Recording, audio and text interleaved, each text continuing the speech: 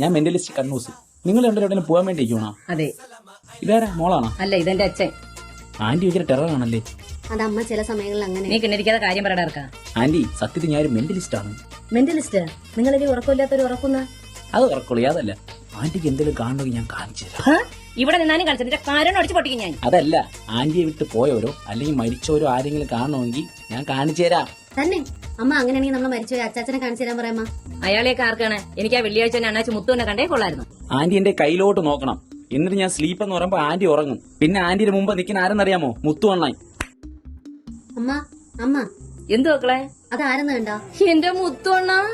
സൊല്ലു തങ്കോ. തങ്കോ അല്ലടാ, നിന്റെ അച്ഛന്റെ അച്ചാർ. എനിക്ക് പച്ച ബ്ലൗസിന്റെ തുണി കൊണ്ടുവരാമോ? എന്റെ 250 രൂപ മേടിച്ചോണ്ട് അണ്ണാച്ചിയാണ് നീ. എന്റെ അണ്ടറിലാണ് നിങ്ങളെ മൈൻഡ്. ഇപ്പം നിന്റെ ഒരു അണ്ടർ.